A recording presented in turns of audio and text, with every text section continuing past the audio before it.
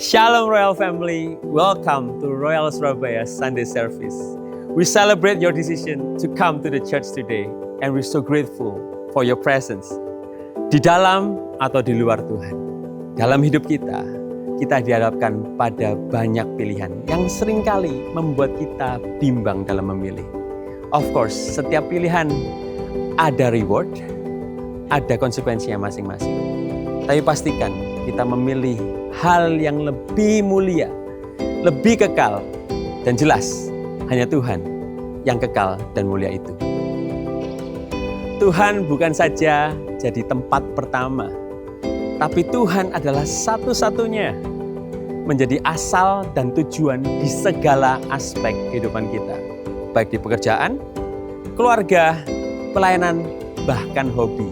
Pastikan Royals, dimanapun kita berada, surga itu dinyatakan. So Royals, be decisive in this life. Jadilah tegas dalam memiliki kehidupan. Dan pastikan kemuliaan Tuhan yang kita tuju. Choose faith and hope. Choose love and life. Choose wisdom and eternity. Choose God. Tunduk atau nanduk. Amsal 3 ayat 5-6, percayalah pada Tuhan dengan segenap hatimu dan janganlah bersandar pada pengertianmu sendiri. Akuilah Dia dalam segala lakumu, maka Dia akan meluruskan jalanmu. Hati manusia syarat dengan keinginan yang akan membawa kita semakin jauh dari rancangan Allah yang mulia. Oleh sebab itu, kita mesti merendahkan hati kita supaya kebenaran firman Tuhan yang kita baca, kita dengar, dan kita renungkan setiap saat itu mengkalibrasi hati kita. Sehingga kita selalu hidup di dalam rancangan Allah yang bernilai kekal.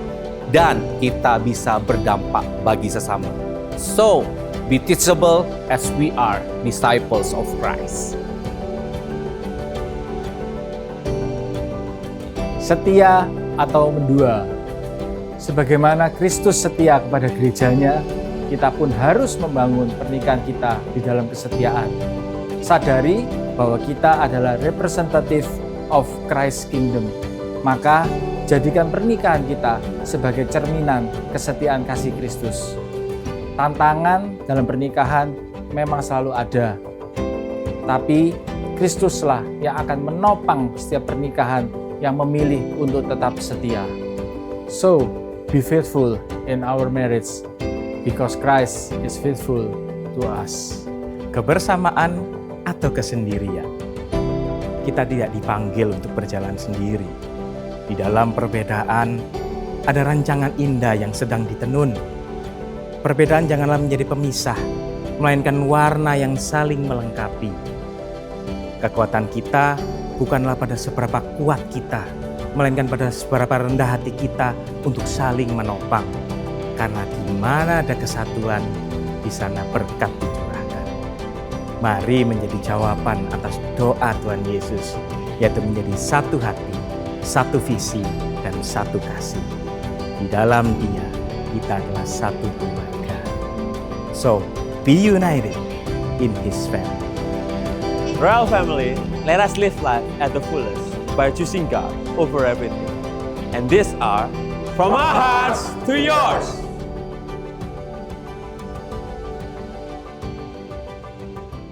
Shalom Royal. Shalom. Haleluya. Setelah beraktivitas seminggu penuh dengan segala kegiatan kita sehari-hari, kembali kita hadir di tempat ini memuji memuliakan Tuhan. Amin. Mari kita datang, kita bawa hati kita bawa pujian kita. Kita mau menyembah Tuhan. Dialah sumber kekuatan, sumber pengharapan dalam kehidupan kita. Haleluya. Engkaulah kekuatan kami Tuhan. Engkaulah sumber segalanya dalam kehidupan kami. Ini kami datang Tuhan. Kami mau memuji, kami mau menyembah-Mu, Allah yang hidup.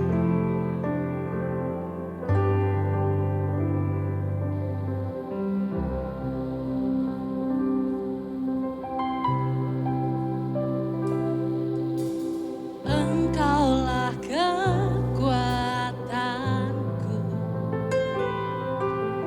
tempat perlindunganku saat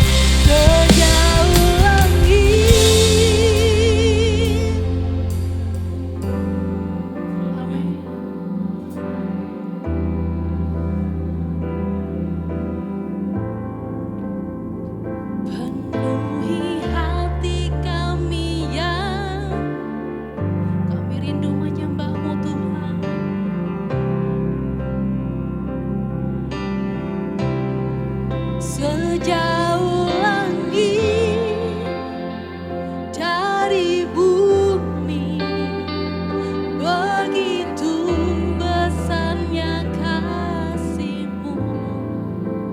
Kaulah Tuhan, kekuatanku, sukacitaku.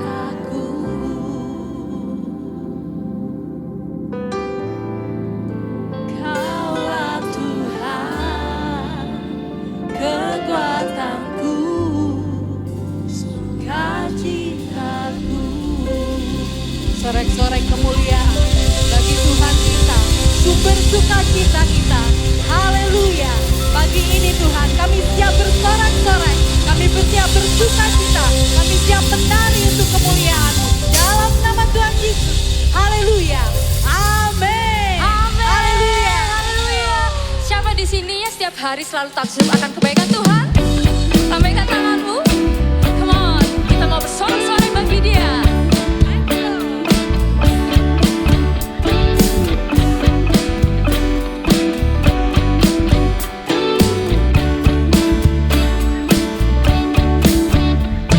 Dalam rembulan, dalam cahaya mentari, di tengah badai dan indahnya pelangi, dalam badai dan cahaya mentari, kan ku temukan kasih terbesar bagi dunia ini. Diamku terpaku dan ku takjub akan kasih-Mu yang tergores indah. Dalam anugerah hatiku milik-Mu Tuhan. Indah ku terkagum dan ku bawa akan hidupku. Kau membuat hatiku menjadi baru, bahagiaku mengenangmu.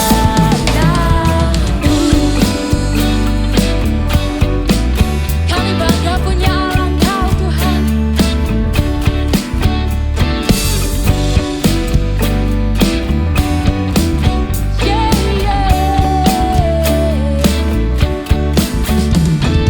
Dalam rembulan, dalam cahaya mentari, di gelap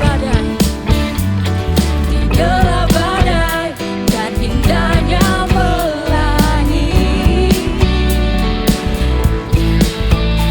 dalam tangisan dan wajah berseri, kan ku temukan kasih terbesar bagi dunia ini. Diamku terkagum dan ku takjub akan kasih-Mu yang tergores indah.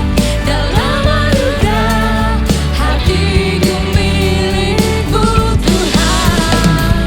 Indah ku terkagum dan ku bawa akan hidupku. Kau membuat hatiku menjadi baru, bahagiaku mengenangmu. Ku terpaku Clap your hands, Royals. takjub akan kasih-Mu yang tergores indah. Dalam anugerah hatiku milik-Mu Tuhan. Indah ku terkagum dan ku bawa akan hidupku. Kau membuat hatiku menjadi baru, bahagiaku mengenangmu.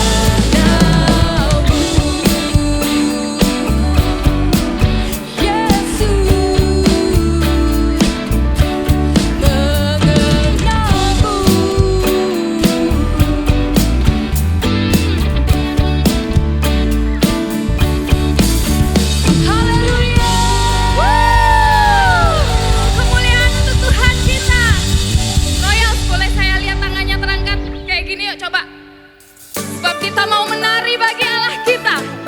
Come on Royal. Hey, yang siap menari bagi Tuhan kita suarakan haleluya. Hey.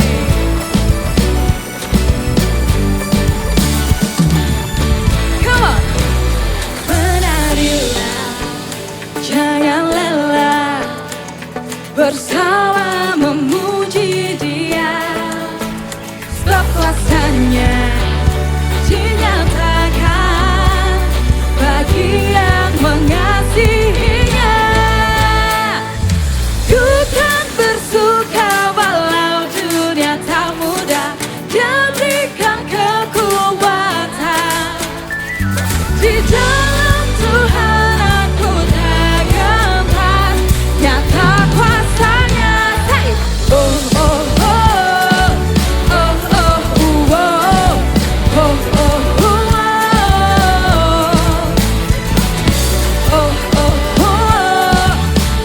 oh oh. Nyanyikan lagi. Menarilah, jangan lelah, hey hey hey, bersama memuji Dia. Sebab kuasanya dinyatakan bagi yang mengasihinya.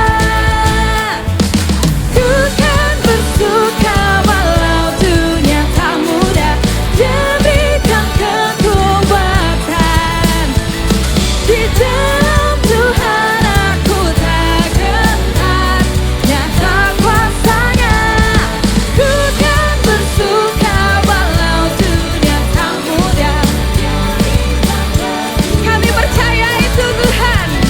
Di dalam Tuhan aku tak gentar, nyata kuasanya atasku. Hey, nyata kuasamu atas kami. Mari saya undang adik-adik Rocky dan Roket, boleh maju ke depan, come on. Singin loud.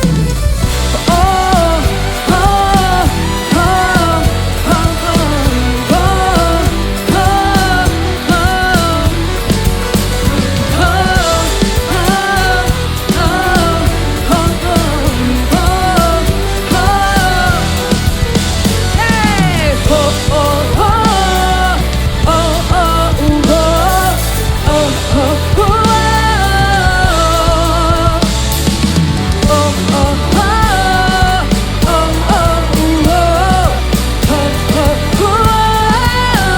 nyanyikan.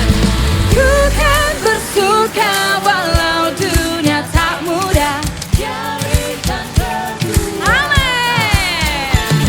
Di dalam Tuhan aku tak gentar, nyata kuasanya atasku.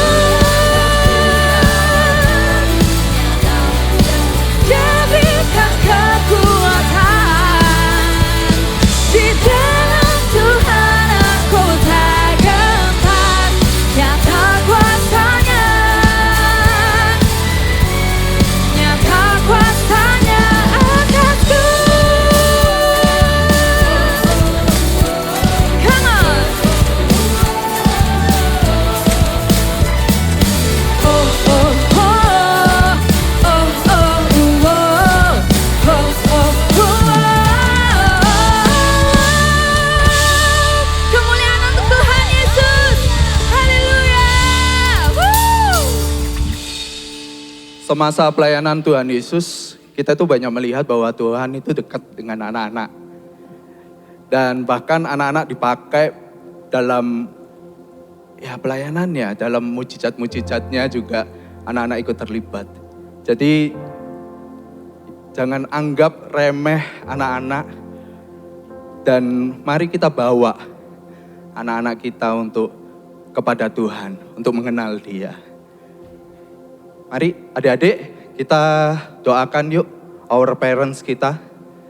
Angkat tangan, kita doakan Papa Mama. We bless you our parents. Setiap pekerjaan, pelayanan, Dan Tuhan memberkati orang papa mama kami.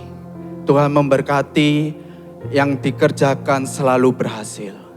Terima kasih Bapa, terima kasih Tuhan. Dan mari para orang tua kita doakan anak-anak kita yang ada di depan. Diberkatilah engkau anak-anak sepanjang umur hidup kalian.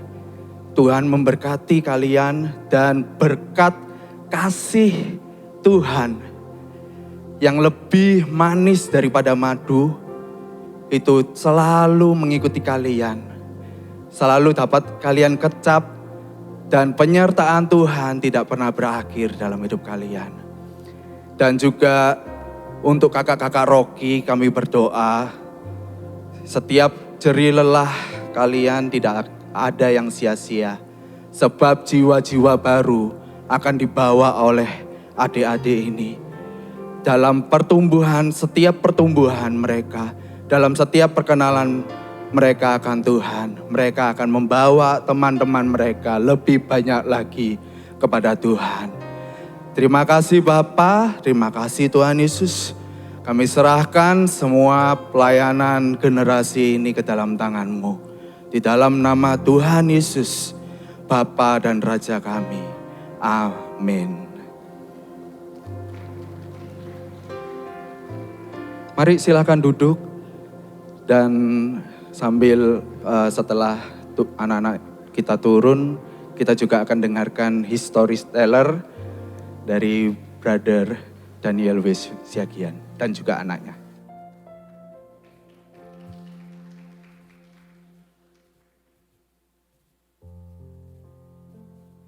Shalom.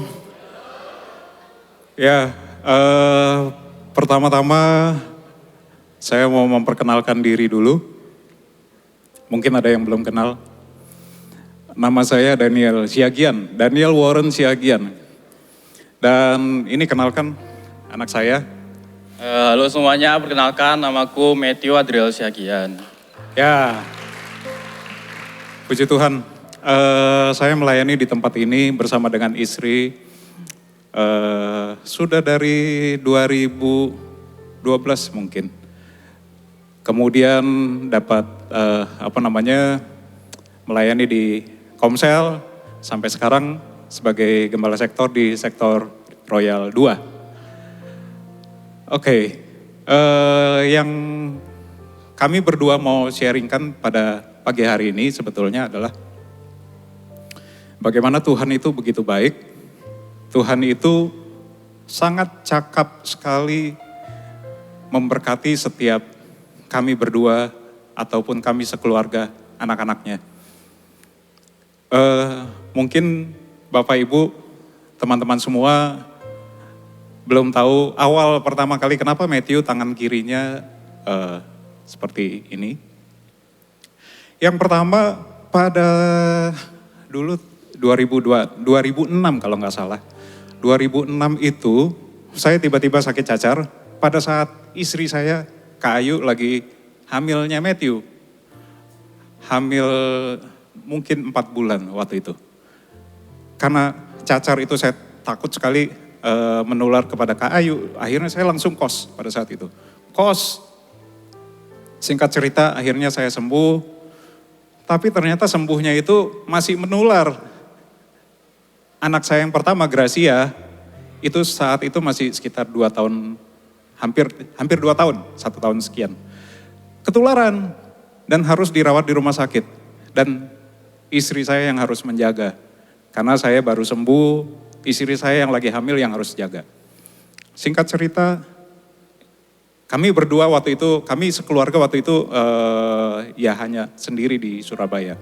Singkat cerita akhirnya istri saya jaga di rumah sakit dan ternyata ketularan juga.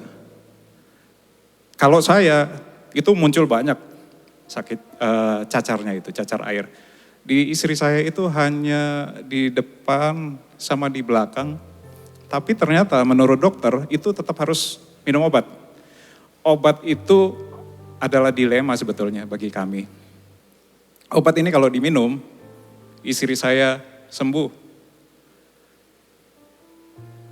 Tapi jika tidak, ini Matthew yang ada di kandungan pada saat itu ada masalah. Tapi kalau diminum pun obat ini ternyata membunuh virus, otomatis juga menurut dokter bilang, ini juga bahaya untuk janin yang sedang bertumbuh. Karena sel yang masih lemah itu akan menjadi terdampak juga pada saat itu. Akhirnya kami putuskan resiko yang paling kecil adalah tetap minum.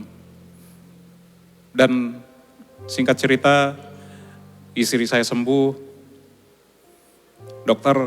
Dokter kandungan itu bilang, Bu, baiknya USG aja. Dalam pikiran saya merasa bahwa ini ada sesuatu pasti. Tapi, banyak pilihan-pilihan Indonesia itu gini, tentang bagaimana bahwa nyerempet bahwa dalam tanda kutip ya, di nggak adakan pun nggak masalah, katanya begitu. Cuma saya sama Kak Ayu bilang, ini pemberian Tuhan dan kami terus rawat sampai lahir. Ketika lahir, saya kelahiran Matthew ada di dalam ruangan, saya lihat, saya pada saat itu, saya bukan seperti orang yang, waduh gimana, enggak. Saya merasa saya tetap happy. Kenapa? Karena saya flashback ke belakang. Ada teman waktu saya kuliah di Malang dulu, pernah cerita. Dan kalau kamu tiba-tiba punya anak dan anak itu berkekurangan, kamu bagaimana? Wah itu diskusi yang cukup panjang waktu itu karena kami dulu bergereja di gereja Reform dan diskusi tentang hal itu banyak. Nah, singkat cerita itu saya ingat pada saat itu. Saya belum pelayanan pada saat itu di waktu Matthew lahir. Saya belum pelayanan. Sehingga ya saya hanya kurang lebih seperti itu aja. Dulu pelayanan waktu di Persekutuan Mahasiswa Kristen tapi ya seperti itu. Belum dalam seperti waktu saya di sini. Dan singkat cerita Matthew akhirnya berkembang terus. Dia ganteng waktu itu. Sekarang pun juga. Ini dia pakai topi karena masa-masa sekarang di ITS lagi kaderisasi. Ospeknya dari tahun awal sampai sekarang. Panjang sekali, 1 tahun. Nggak selesai-selesai. Tapi ya dia happy sih. Nah, singkat cerita balik lagi di yang tadi. Matthew itu yang saya ingat diceritain juga sama istri saya. Dia itu merangkak, kalau Gracia itu merangkaknya ke depan. Kalau Matthew merangkaknya ke belakang. Sampai sering-sering akhirnya turun ke bawah kasur. Akhirnya dia berusahanya berdiri. Lebih cepat berdiri. Dia lebih cepat berdiri. Bicaranya juga walaupun kalimatnya kadang hanya dia dan Tuhan mungkin yang tahu. Waktu itu dia bilang super mall itu apa gitu, saya lupa. Tapi dia pokoknya ngotot gitu. Dia modelnya yang teguh, yang nggak bisa. Pokoknya kalau dia mau ini, dia harus itu. Yang saya lihat awal-awal seperti itu. Kami kasih baju yang lengan pendek. Kami nggak tutup-tutupin. Bahkan di perumahan itu dia cukup terkenal karena kalau sore gitu istri saya ajak keliling. Dia cukup terkenal. Dia banyak ibu-ibu lain, banyak anak-anak yang lain. Bahkan luar biasanya walaupun dia masih kecil, kalau ada teman-teman yang sepantaran itu ganggu kakaknya, dia yang maju. Ya dengan cara apapun ya, mungkin digigit atau apa ya, anak kecil lah ya. Oke, singkat cerita, kekhawatiran kami itu mulai ketika dia masuk SD. Masuk sekolah lah, TK waktu itu. Bagaimana nanti kalau mau pipis, bagaimana nanti kalau ganti baju, habis olahraga, bagaimana nanti kalau dia bergaul sama teman. Nanti kita dengar dari Matthew seperti itu. Nah, tapi luar biasanya Tuhan. Pengkhotbah 3 ayat 11 itu kan bilang, Ia menjadikan segala sesuatunya indah pada waktunya. Tuhan izinkan saya melihat ayat ini tuh bukan gini. Kalau dulu saya pikir, oh tenang, nanti ketika dewasa ada tangan bionik mungkin bisa dipasangkan. Nanti akan, enggak, tapi ternyata enggak. Saya enggak nunggu sampai dewasa. Bahkan Tuhan menjadikan segala sesuatu indah pada waktunya itu detik demi detik, jam demi jam, hari demi hari. Tuhan jadikan itu indah. Karena apa? Saya bisa melihat pertumbuhan Matthew itu dari hari demi hari yang saya pikir itu menjadi keraguan, ternyata Tuhan tunjukkan kuasanya.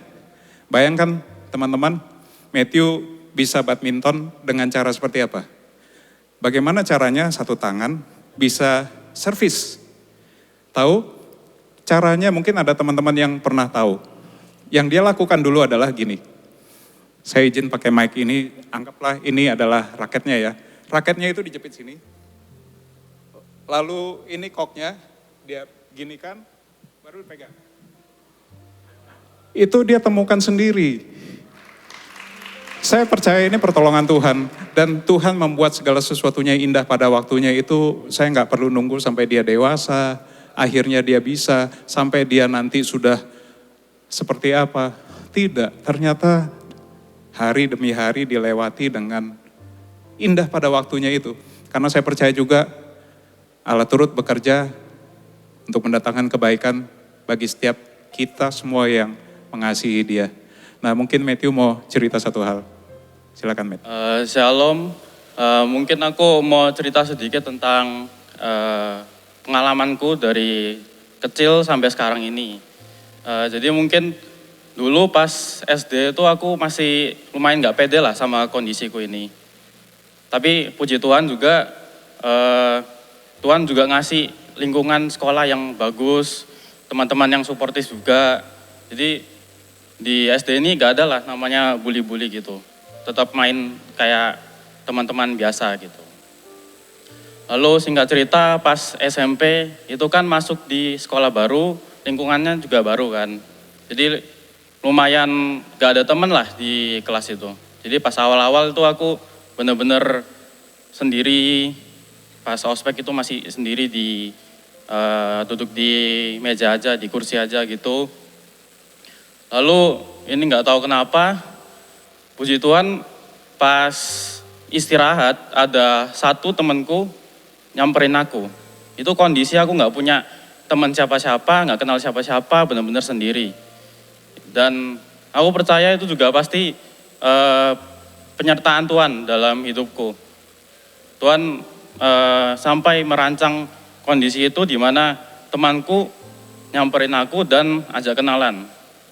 Ya, singkat cerita, karena teman itu aku sudah mulai terbuka lah, mulai berani untuk berteman dengan yang lainnya juga, nggak takut-takut juga. Lalu sampai SMA juga, aku juga dapat lingkungan yang baik juga, teman-teman yang suportif juga, hingga sampai sekarang ini pun lingkunganku juga baik. Dan tentu saja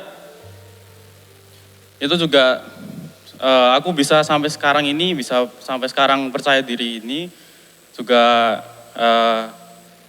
tidak jauh juga dari support dari orang tua saya juga, papa dan mama, lalu saudara saya juga.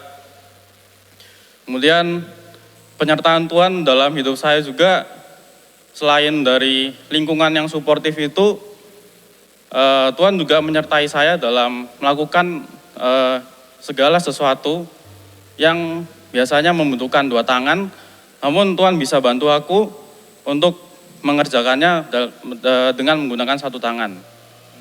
Contohnya seperti membuka botol, bermain badminton tadi, bahkan sampai menyetir motor sendiri. Jadi aku mau berpesan sedikit buat saudara-saudara, apapun masalah yang kalian sudah hadapi, tetap percaya kalau ada pernyataan Tuhan di dalam kehidupan kita.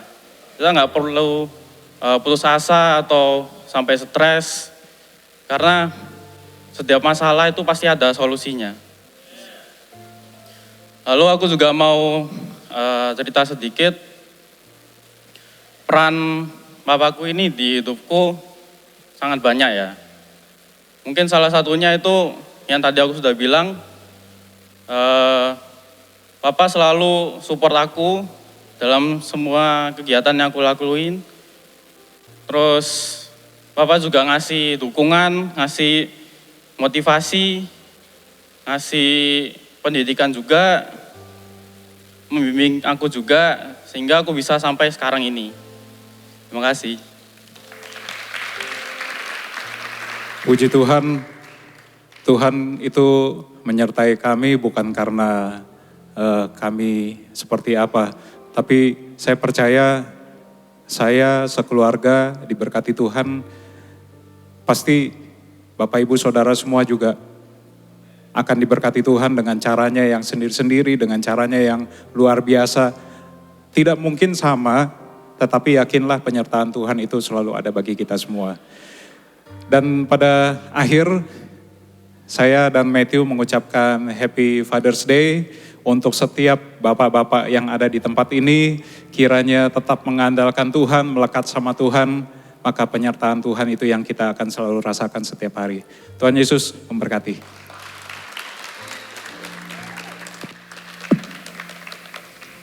Yes, benar Tuhan. Kalau kasih setiamu itu sungguh besar, rahmatmu selalu baru setiap pagi. Janjimu yang pasti, sepasti mentari yang bersinar. Terima kasih Yesus. Terima kasih Bapa.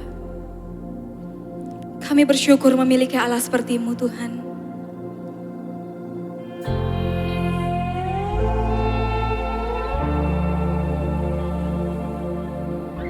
Kami percaya janji-Mu dalam hidup kami. Pasti Engkau genapi.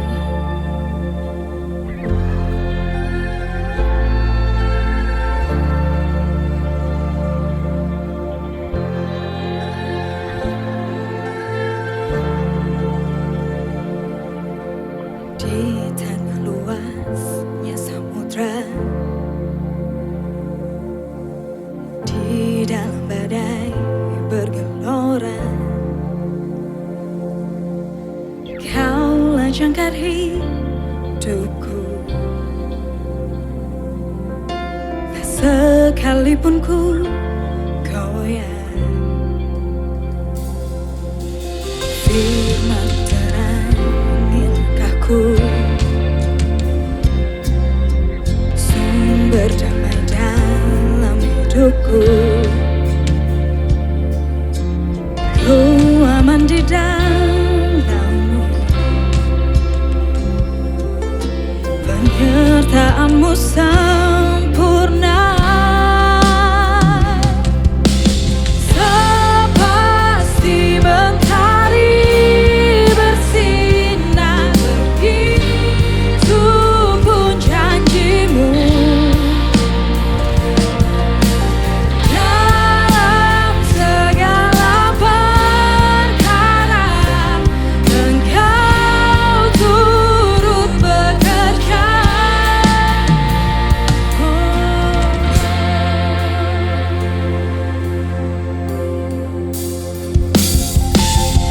Firman-Mu terangi langkahku, sumber damai dalam hidupku. Ku aman di dalam-Mu, penyertaan-Mu sempurna. Sepasti mentari bersinar, begitu pun janji-Mu.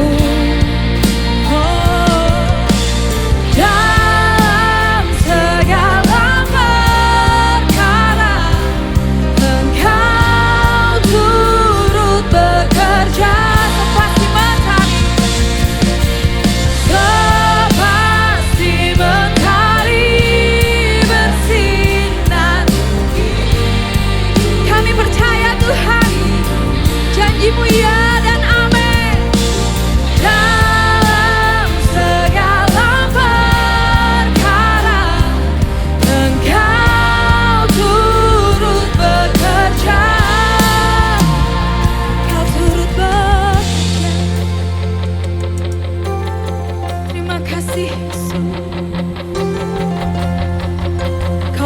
pelindung kami Tuhan. Perisai pelindungku, batu karang yang teguh, benteng pengharapanku, Kaulah Tuhan, Kaulah Raja. Say! Perisai pelindungku, batu karang yang teguh, benteng pengharapanku, Kaulah Tuhan, Kaulah Raja. Perisai pelindungku, batu karang yang teguh, benteng pengharapanku, Kaulah Tuhan, Kaulah Raja. Sepasti mentari bersinar, begitu pun janjimu. Oh, dalam segala perkara Engkau turut bekerja. Haleluya. Sepasti mentari bersinar, begitu pun janjimu. Dalam segala perkara Engkau turut bekerja. Sing it again, choir. Sepasti mentari, sepasti mentari bersinar, begitu pun janjimu. Kami menaruh harapan kami hanya padamu Tuhan. Oh Yesus, Engkau turut bekerja. Katakan perisai pelindung, perisai pelindungku, batu karang yang teguh, benteng pengharapanku, Kaulah Tuhan, Kaulah Raja. Perisai pelindungku, batu karang yang teguh, benteng pengharapanku, Kaulah Tuhan, Kaulah Raja. Sembah Dia. Oh, Yesus. Kaulah Tuhan, Kaulah Raja. Glory. Terima kasih Tuhan. Terima kasih Tuhan. Kaulah sumber dari segala sumber. Kau sumber kekuatan kami Tuhan. Kau sumber perlindungan kami. Terima kasih Yesus. Oh, terima kasih. Kami percaya hanya kepadamu Tuhan. Roh yang sama-sama nyanyikan perisai. Perisai pelindungku, come on. Batu karang yang teguh, yes.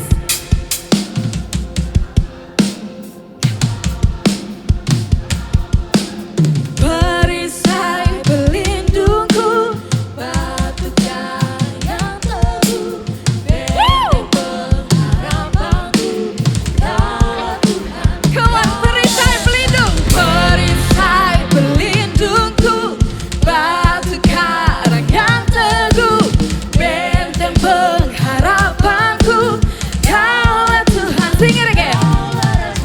Perisai pelindungku, batu karang yang teguh, benteng pengharapanku, hey, Kaulah Tuhan, Kaulah Raja.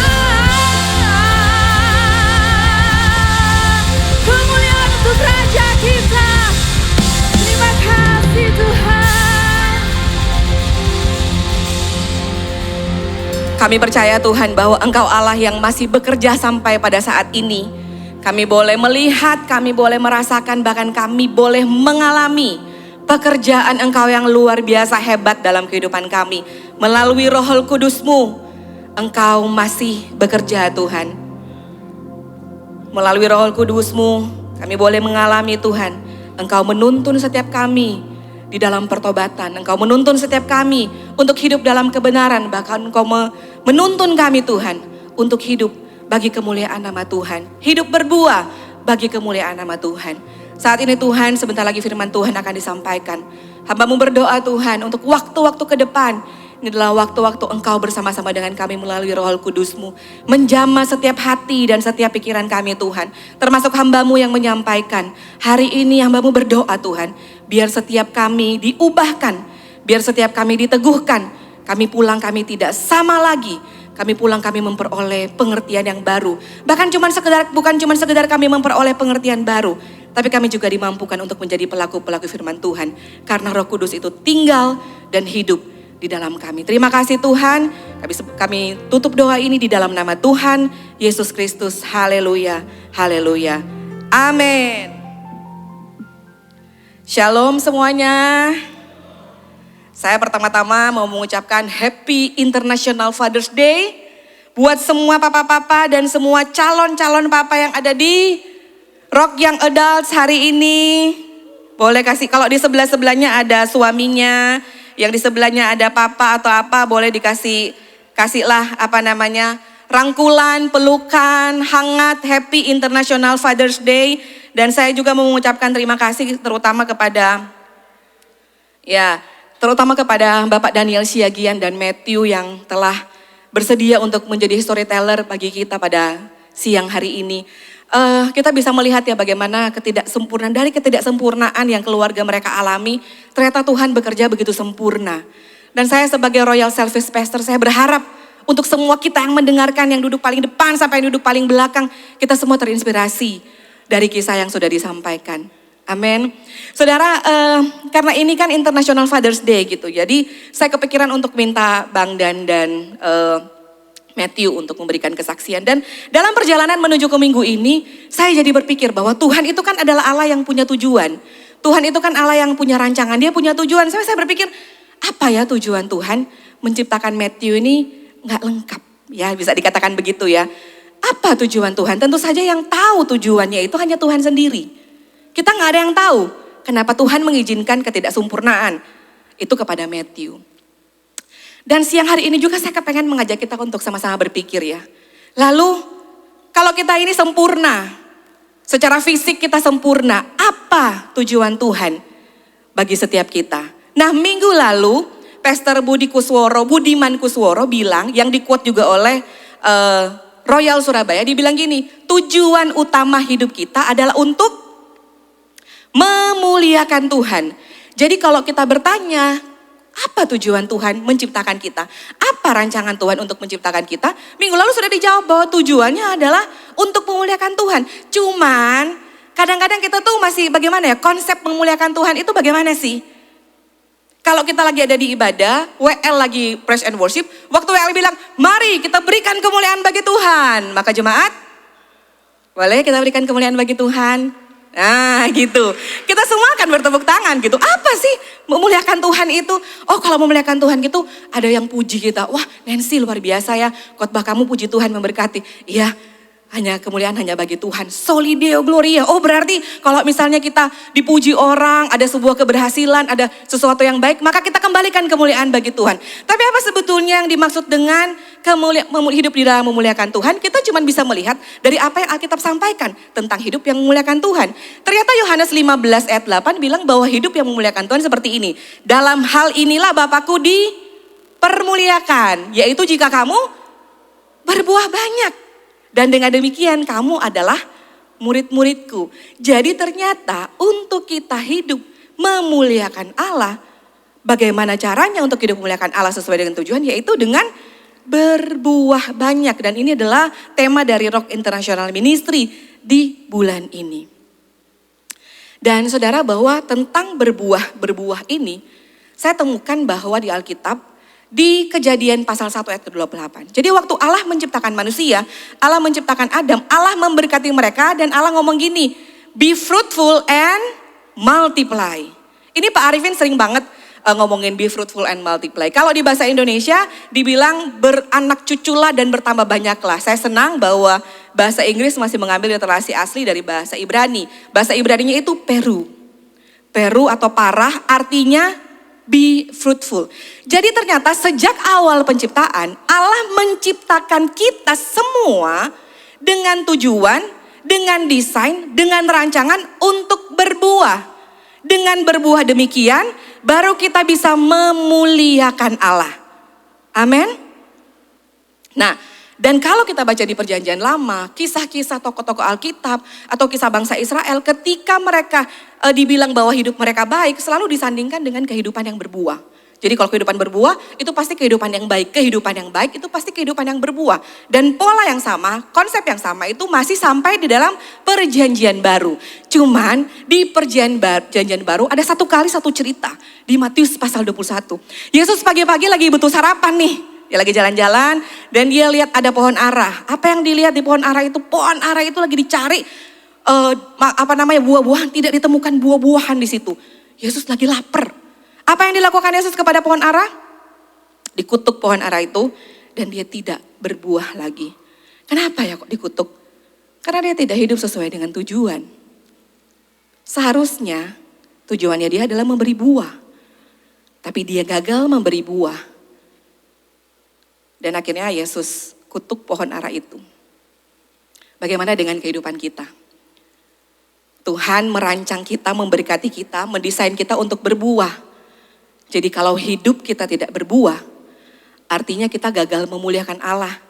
Artinya bahwa kita tidak hidup sesuai dengan tujuan Allah. Dan saya rasa di antara kita semua yang hadir, tidak ada yang mau hidup gagal. Amin. Kita semua yang hadir, kita ingin hidup kita mencapai tujuan. Amin. Kita semua yang hadir, saya percaya kita ini ingin hidup kita memuliakan Allah. Benar kan? Jadi untuk hari ini, untuk setiap kita sama-sama akan belajar. Kita sama-sama akan belajar tentang fruitful by design. Jadi fruitful by design adalah didesain, dirancang untuk berbuah. Dan hari ini kita sama-sama akan belajar 2 poin aja. Yang pertama adalah apakah hidup saya sudah berbuah sesuai dengan desainnya Allah. Lalu yang kedua adalah bagaimana untuk bisa memiliki kehidupan yang berbuah. Jadi yang pertama kita cek dulu nih, kita ini sudah hidup sesuai dengan desain aslinya Allah atau kita sama seperti pohon ara yang tidak menghasilkan buah. Dan yang kedua, kalau memang seperti itu, bagaimana caranya untuk saya bisa menghasilkan buah. Nah, kita akan belajar dari Galatia pasal 5 ayat yang ke-22 sampai dengan ayat yang ke-26. Saya rasa ayat ini sudah ayat yang menjadi familiar, ayat yang kita sudah tahu sama-sama, yaitu tentang buah roh. Boleh kita baca bersama-sama. Tetapi buah roh ialah kasih, sukacita, damai sejahtera, kesabaran, kemurahan, kebaikan, kesetiaan, kelemah lembutan, penguasaan diri. Tidak ada hukum yang menentang hal-hal itu. Barang siapa menjadi milik Kristus Yesus, ia telah menyalibkan daging dengan segala hawa nafsu dan keinginannya. Jikalau kita hidup oleh roh, baiklah kita hidup juga dipimpin oleh roh. Dan janganlah kita gila hormat, janganlah kita saling menantang dan saling mendengki. Demikianlah firman Tuhan. Kalau nanti saudara pulang ke rumah dan saudara tertarik untuk membaca Galatia pasal 5, maka saudara-saudara bisa menemukan bahwa Galatia pasal 5 ini Paulus menulis tentang 2 kehidupan yang bertolak belakang. 2 kehidupan yang saling bertentangan, yaitu kehidupan menurut daging, hawa nafsu dan kedagingan, dan kehidupan menurut roh, buah roh. Nah di sini ini adalah sebuah kehidupan yang sama, jadi apa ya? Sama-sama punya daya tarik yang kuat, dan sama-sama saling bertentangan dan sama-sama kuat gitu. Kedua kehidupan ini saling tarik-menarik. Dan saya rasa kita perlu belajar juga tentang bagaimana perbuatan-perbuatan daging. Supaya apa? Supaya kita bisa tahu dan kita bisa sadari kita ini sudah hidup, kita komparasi gitu. Jadi kita mesti sebelum kita sampai sini, kita mesti mengkomparasi kehidupan daging yang dimaksud oleh Paulus. Nah kehidupan daging yang dimaksud oleh Paulus yang dicatat di ayat sebelumnya adalah perbuatan daging telah nyata. Percabulan, kecemaran, hawa nafsu, penyembahan berhala, sihir, perseteruan, perselisihan, iri hati, amarah, kepentingan diri sendiri, percederaan, roh pemecah, banyak ya. Kedengkian, kemabukan, pesta pora, dan sebagainya. Terhadap semuanya itu kuperingatkan kamu seperti yang dahulu, bahwa barang siapa melakukan hal yang demikian, ia tidak mendapat bagian dalam kerajaan Allah. Nah dari apa yang Paulus tulis nih, tentang perbuatan-perbuatan daging, maka kita bisa melihat bahwa waktu Paulus ngomong tentang kedagingan, Paulus nggak ngomong tentang kita secara fisik. Tapi Paulus lagi ngomong tentang natur dosa. Kita udah biasa ya dengan istilah ini. Paulus lagi ngomong tentang nafsu dosa. Paulus lagi ngomong tentang kehidupan yang tidak menginginkan Allah. Kehidupan yang bertentangan dengan Allah. Paulus lagi ngomong tentang keinginan hidup yang berpusat pada diri sendiri. Nah, itu semua perbuatan-perbuatan daging itu seperti itu. Dia berpusat pada diri sendiri. Dia tidak membutuhkan Allah. Dia bawaan daripada natur dosa. Dan secara otomatis ya, perbuatan-perbuatan itu kita lakukan. Maksudnya gini saudara, untuk kita bisa marah, kita ini satu-satunya hal yang bisa kita lakukan tanpa perlu Tuhan untuk melakukan hal ini. Kita gak perlu Tuhan untuk marah gitu. Aduh Tuhan, aku nih gak pernah marah. Tuhan tolong aku supaya aku bisa marah sama seperti suamiku, marah-marah. Misalnya gitu. Kita kalau mau marah kita gak perlu kan minta Tuhan. Tuhan, aduh aku nih gak pernah marah, aku kepengen marah-marah kayak tetanggaku. Suka marah-marah kayaknya rumah tangga mereka tuh menarik ya, ada dinamikanya. Saya gak pernah kan. Jadi perbuatan daging itu adalah satu-satunya hal yang bisa kita lakukan secara otomatis. Aku kepengen marah-marah. Emangnya cuma bosku yang bisa marah? Aku juga kepengen Tuhan berikan roh amarah itu dalam hidupku. Ada? Nggak ada, kita nggak perlu Tuhan untuk itu. Dan ciri-ciri utama kedagingan itu berpusat kepada diri sendiri. Selalu mementingkan diri sendiri. Satu kali ketika saya melayani di sebuah tempat, ada yang bertanya kepada saya, oh kalau orang-orang Kristen tuh mesti baik ya, dia mesti baik dan lain sebagainya. Tapi saya tuh udah kenalan, saya sampai bimbang loh dia ngomong gitu. Orangnya nggak Kristen, tapi rumah tangganya baik. Pekerjaan itu baik. Suka memberi, suka menolong, soft spoken. Ini dia ngomong beneran loh ini. Orangnya tuh soft spoken. Dibandingkan orang-orang Kristen, aduh dia ngomong gitu. Saya tuh sampai, ya udahlah gak usah ke gereja, jadi kayak dia aja udah oke. Wih, saya kaget loh, saya kaget. Terus akhirnya saya bilang puji Tuhan ya, dia di luar Tuhan, tidak hidup di dalam Tuhan. Dia bukan agama Kristen memang. Dia bukan di dalam Tuhan, tapi dia seperti itu, puji Tuhan ya. Tapi coba deh, segala sesuatu yang bukan berasal dari Allah, itu selalu tentang kepentingan diri sendiri. Segala sesuatu yang gak pernah ditujukan, gak pernah berasal dari Allah, itu pasti masuknya ke kepentingan diri sendiri, tentang diri sendiri. Sekarang coba kita cek. Mungkinkah ada di antara kita, sebagai seorang suami, aku ingin menjadi suami yang luar biasa, yang pekerjaannya bagus. Supaya apa? Supaya wibawaku di depan istri tidak jatuh. Oh aku ingin mengurus anak-anak dengan baik. Supaya apa sih? Supaya suamiku melihat kamu ini istri yang hebat. Bukan karena kita mengerti bahwa kita ini melakukan semuanya itu untuk kemuliaan nama Tuhan. Tapi karena kita takut jeblos gitu di depan, jebles gitu. Di depan orang lain. Oh kita melakukan hal-hal yang atau sebagai anak kita mesti berprestasi supaya apa? Bukan supaya nama Tuhan dimuliakan, supaya orang tuaku senang dengan apa yang aku lakukan. Ada begitu banyak hal yang kita lakukan supaya kembali kepada diri kita sendiri. Kita mau melayani dengan maksimal supaya komunitas bisa mempercayai kita dan lain-lain sebagainya. Saudara, we spend our life trying to impressive. Kita mencoba berusaha menghabiskan waktu kita dengan segala macam usaha untuk bisa mengesankan orang lain. Kita menghabiskan waktu kita untuk berusaha supaya menjadi perhatian bagi orang lain. Kita berusaha sekian lama, kita berusaha sepanjang hidup kita supaya kita jadi bisa setara dengan orang lain. Jadi hal-hal yang baik yang kita lakukan mungkin supaya kita bisa tetap setara dengan orang lain. Bagaimana kita melihat orang lain? Waktu kita melihat orang lain kita lihat, kalau dia di sini apa manfaatnya buat aku? Wah, kalau dia ada di sini, aku pasti akan terlihat jauh lebih baik. Pasti ministriku misalnya SO, pasti akan lebih berkembang. Ketika kita melihat orang lain pun, kita melihat apa benefitnya kalau dia ada bersama-sama dengan saya. Not everything is about you, Royals. Bahwa tidak semua hal di dunia ini berputar-putar tentang Anda dan tentang saya dan tentang kita. Tidak semua itu tentang kita. Dan kita mesti menyadari ini, bahwa kalau kita masih ada di sini berarti kita masih ada di hidup, di kutub everything is about me, tentang kedagingan, mementingkan diri sendiri dan dengan hawa nafsu. Maka itu hari ini Paulus bilang kepada kita, tetapi buah roh adalah kasih, sukacita, damai sejahtera, kesabaran, kemurahan, kebaikan, kesetiaan, kelemah lembutan, penguasaan diri, Tidak ada apa saudara? Hukum yang menentang hal-hal ini. Saudara, kata tetapi di sini bukan hanya sekedar kata penghubung saja dari kisah hidup yang lama, tapi ini merupakan sebuah pembalikan arah. Jadi ada sebuah kehidupan yang sangat kontras yang Paulus tuliskan di sini dengan menggunakan kata tetapi. Kalau tadi dia bilang tentang perbuatan-perbuatan daging, di ayat 22 dia mulai dengan kata tetapi. Jadi seperti ada pemutar balikan keadaan, dan dia bilang tentang buah roh yang sangat bertentangan dengan apa yang disampaikan di sebelumnya. Perhatikan baik-baik saudara, Paulus tulis buah roh, kasih, sukacita dan lain-lain, bukan buah Nancy, bukan buah Lenny, bukan buah Fanny, bukan buah Jade. Yang dia kasih di sini adalah buah roh. List ini adalah buah roh. Kenapa? Karena ini sebetulnya bukanlah sifat asli kita. 9 sifat ini itu bukan sifat asli kita. Ini adalah buah roh. Ini bukan sifat asli kita. Kita bisa saja mengasihi, Anda bisa mengasihi anak Anda. Tapi bagaimana dengan orang yang telah merugikan perusahaan Anda? Bagaimana dengan orang yang kompetitor yang telah menjelek-jelekan perusahaan Anda? Bagaimana dengan orang yang mengambil, kalau udah mau closing nih, udah mau closing apa kayak rumah kayak apa kayak udah mau closing nih, disabet sama orang lain. Apakah Anda masih bisa mengasihi?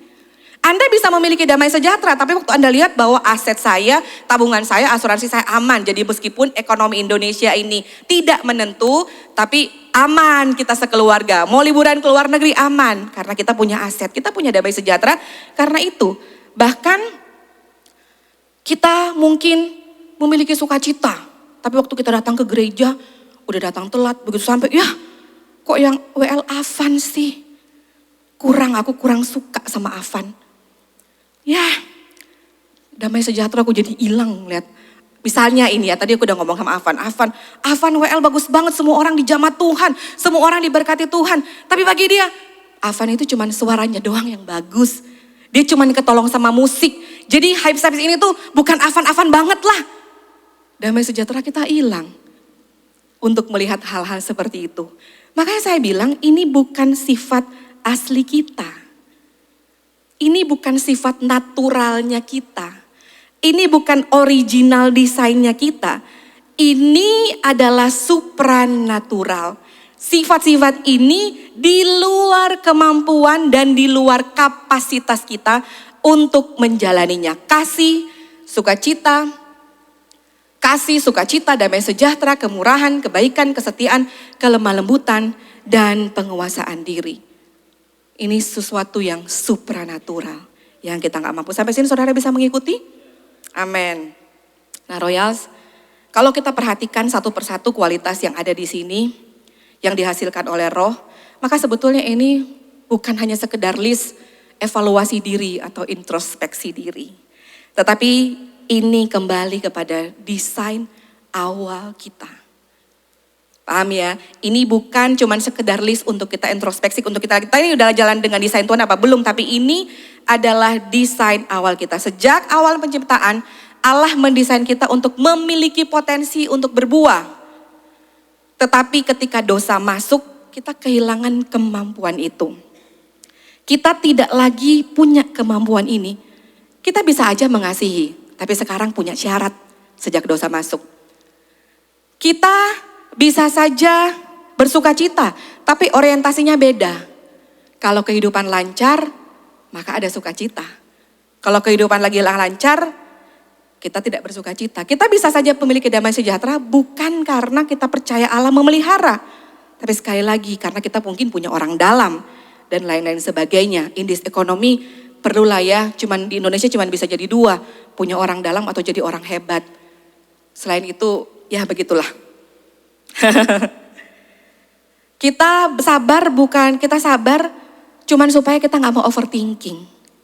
Jadi kita masih punya sifat-sifat ini, tapi orientasinya selalu berbeda. Oleh karena itu Allah ingin mengembalikan kita kepada tujuan awal. Allah ingin mengembalikan kita kepada desainnya yang semula. Kita yang sudah rusak, kita yang sudah kehilangan potensi ini, yang potensi kita ini sudah keliru, apa yang Allah lakukan? Dia mesti perbaiki. Allah mesti memperbaiki ini semua. Gimana caranya coba? Nah, bagaimana caranya Allah untuk memperbaikinya?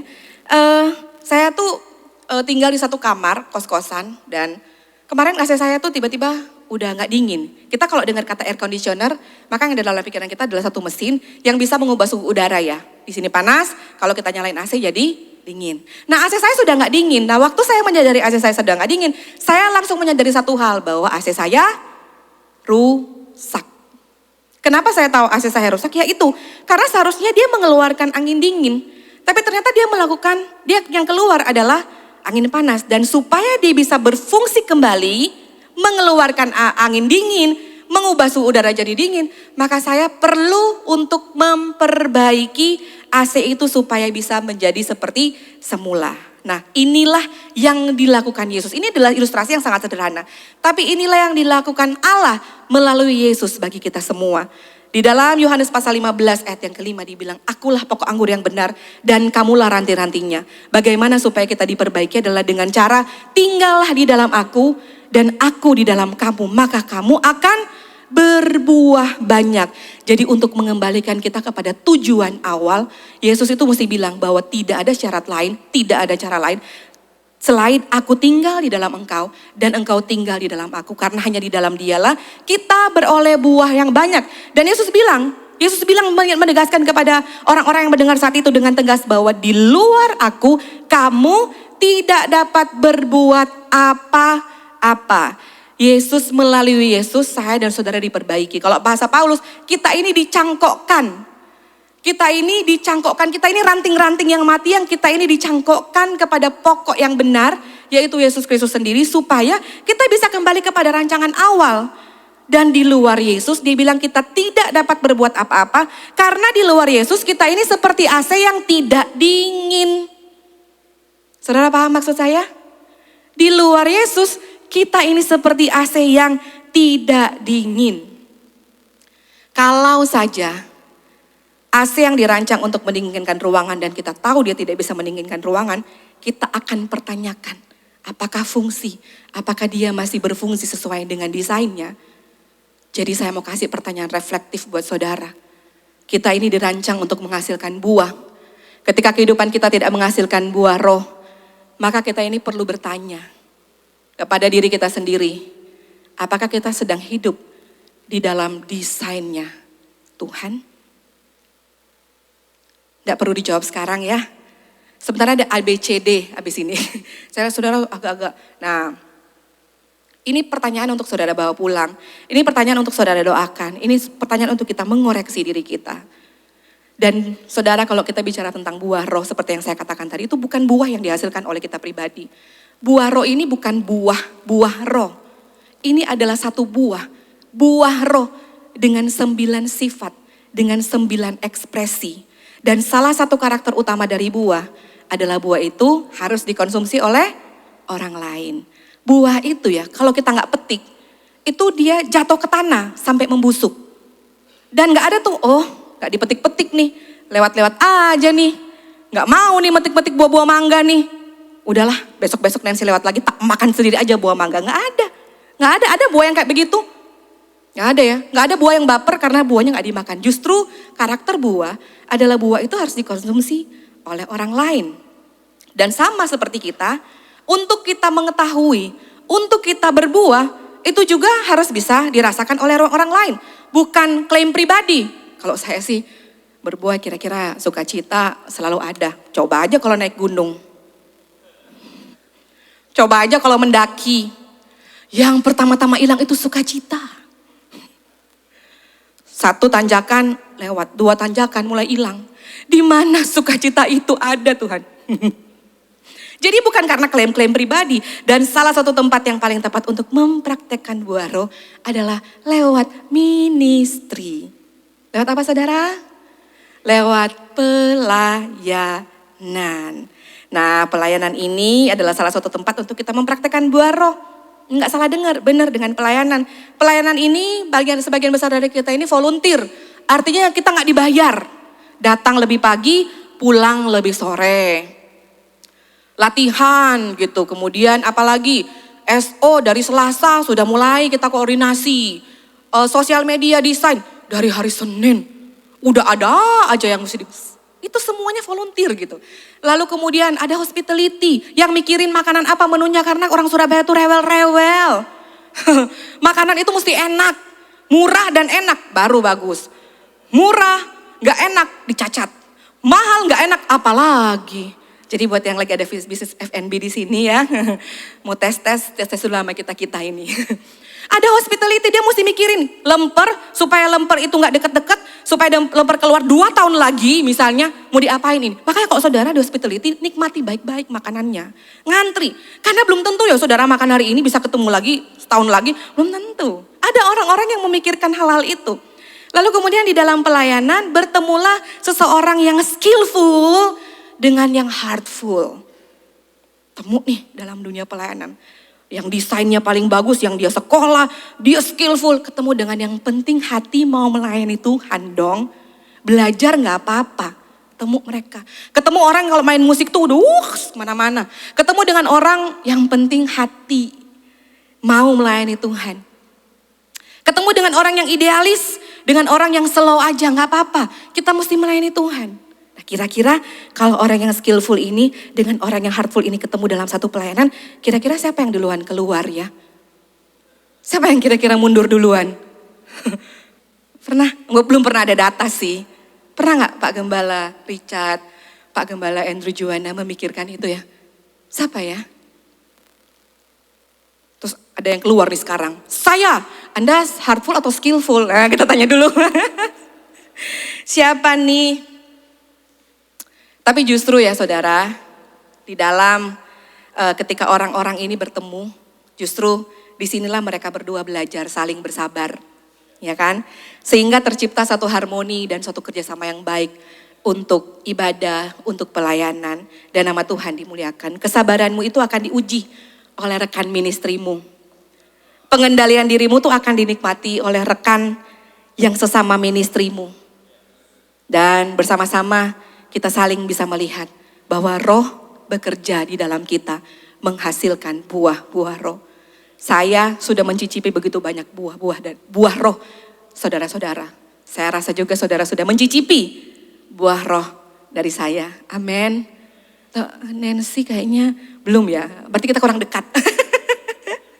Saudara, bulan ini tema kita di musim ini adalah hashtag kita di musim ini adalah Riding the Wave. Kalau saudara pernah punya silabus yang dibuat oleh teaching ministry, oleh Hizkia, maka ada satu tulisan yang dibilang setiap langkah hidup kita adalah kesempatan untuk diubahkan oleh firman. Dan saya yakin Riding the Wave ini untuk diubahkan oleh firman, salah satu tempatnya adalah dengan bergabung di dalam ministry. Jadi buat kalian yang ada di dalam ministry, keep going. Ya, maju terus, dan buat yang belum join ministry, ayo joinlah di dalam ministry karena ini adalah kesempatan kita untuk menunjukkan buah-buah roh. Trust me Royals, bahwa buah roh itu tidak hanya mengubah hubungan kita dengan Tuhan saja. Tetapi buah-buah roh itu juga mempengaruhi bagaimana cara kita memperlakukan orang lain. Amin. Dan sekarang kita, amin sampai sini saudara bisa memahami ya. Dan sekarang kita akan mulai kepada pertanyaan yang kedua. Pertanyaan kedua tadi saya tanyakan adalah, Oke, kita mesti join ministry. Oke, saya mesti tahu bahwa saya ini hidup sesuai dengan desain Allah. Dan bagaimana desainnya saya tergabung, salah satunya ya, tergabung di dalam ministry. Lalu sekarang bagaimana supaya saya ini memiliki kehidupan yang bisa menghasilkan buah. Nah di ayat yang ke-25, Paulus bilang, jikalau kita hidup oleh roh, baiklah kita juga dipimpin oleh roh. Saya agak cukup lama merenungkan kalimat ini. Hidup oleh roh, dipimpin oleh roh. Sepertinya ada dua fase kehidupan gitu yang ditulis oleh Paulus. Dan memang saudara, Paulus menulis ini untuk jemaat yang ada di Galatia. Jemaat yang ada di Galatia adalah jemaat yang sudah mendengar Injil Kristus. Mereka adalah orang-orang yang sudah mendapatkan kasih karunia dan telah menerima keselamatan. Mereka percaya bahwa hidup kekal hanya bisa didapatkan oleh kasih karunia di dalam Yesus Kristus Tuhan. Tetapi yang didapati Paulus adalah mereka cuman hidup, mereka cuman tahu itu, tetapi kehidupannya tidak mengalami perubahan. Tidak mengalami perubahan sama sekali. Mereka hanya hidup oleh roh, tetapi tidak dipimpin oleh roh. Sekarang kita juga saudara, kita jangan berhenti sampai di sini. Jangan salah memahami keselamatan dan kasih karunia yang dianugerahkan oleh Tuhan Yesus Kristus. Kita jangan salah tangkap dengan hal ini. Memang keselamatan itu murni karena anugerah, bukan karena perbuatan. Cuman yang bisa menjadi konsep yang keliru yang mesti kita betulkan bahwa keselamatan itu tidak pernah berhenti hanya kepada Allah mengampuni saja. Tetapi justru keselamatan itu memberikan dorongan kepada setiap orang percaya, kepada kita semua yang ada di tempat ini untuk mengalami yang namanya transformasi kehidupan, perubahan kehidupan. Saya merangkum apa yang dikatakan oleh Tim Keller bahwa dia bilang Allah menyelamatkan kita bukan hanya dari hukuman dosa. Tetapi Allah juga menyelamatkan kita untuk kita bisa hidup menghasilkan buah dan memuliakan namanya. Inilah keselamatan berita anugerah. Dan saudara, inilah berita keselamatan dan anugerah yang mesti kita betul-betul pahami. Jadi bukan cuma berhenti saya sudah pasti selamat, saya sudah sampai masuk surga. Enggak sampai di situ. Karena keselamatan memberikan kepada kita dorongan untuk transformasi hidup. Jadi dihidupkan oleh Roh harus juga dilanjutkan dengan hidup dipimpin oleh Roh. Nah, maksud dihidupkan oleh Roh ini seperti apa ya? Maksudnya dihidupkan oleh Roh apa ya? Roh yang dimaksud ini adalah Roh Kudus. Kalau kata Pak Arifin, pernah khotbah di sini, saya pun itu diingetin Jade ya. Roh Kudus itu adalah pribadi Allah yang terlupakan. Kalau Natal dirayakan, pribadi Allah sebagai anak, wujudnya anak ya. Yesus dirayakan, Yesus lahir dirayakan, Yesus mati dirayakan, Yesus bangkit dirayakan. Kalau Roh Kudus Pentakosta aja, tapi waktu Pentakosta kita nggak ada tuh dekor-dekor atau burung merpati itu kita masuk, ada burung merpati lagi kemana-mana atau lidah-lidah api keluar, kita nggak ada ya dekor-dekor gitu. Mungkin bisa kali Kododi, biasanya kan ketua panitia sekota ya. Kita akan buat Pentakosta dengan dekorasi yang lidah-lidah api gitu. Itu kayak kita kayak agak gelap-gelap gitu, lidah-lidah api, burung merpati ini. Kayak praktik perdukunan ya jadinya ya. Roh Kudus itu pribadi Allah yang suka dilupakan. Mungkin karena dia adalah roh yang lemah lembut ya. Dia adalah roh yang menuntun dan lain-lain ya. Itu bisa benar juga. Tetapi padahal Roh Kudus ini pribadi yang luar biasa. Dia ini adalah roh yang luar biasa. Roh Kudus adalah roh yang membangkitkan Yesus dari dalam kubur. Dia adalah roh yang tinggal bersama-sama dengan kita hari ini. Roh Kudus itu adalah roh Allah yang membangkitkan Yesus dari kubur. Yang saat ini, pada saat kita menerima Yesus, roh itu, roh yang sama tinggal di dalam kita. Saudara percaya bahwa kuasa kebangkitan yang telah mengalahkan dosa dan maut kini bekerja di dalam kita untuk menghasilkan kehidupan yang baru dan buah yang memuliakan Allah. Dan pernyataan ini adalah salah satu pernyataan paling kuat di perjanjian baru. Ini adalah salah satu pernyataan yang sangat kuat di dalam perjanjian baru. Ini menunjukkan bahwa inilah kuasa yang dimiliki oleh orang-orang percaya. Yang percaya di dalam Yesus. Bahwa apa? Bahwa roh yang membangkitkan Yesus, yang mengalahkan dosa dan mengalahkan maut, kini ada di dalam setiap kita. Roh itu kini ada di dalam setiap kita. Amin. Roh itu gak hanya bekerja untuk hal-hal rohani saja, tapi saudara. Roh itu bekerja bukan cuma di hal-hal rohani saja. Bahkan roh itu bekerja di tengah-tengah kondisi kita yang mungkin lagi kacau balau karena keadaan Indonesia yang tidak menentu. Keadaan ekonomi yang mulai melemah, dolar naik terus, pikiran kita juga ikut naik terus. Belanjaan anak-anak juga naik terus, ke gunung juga naik terus gitu.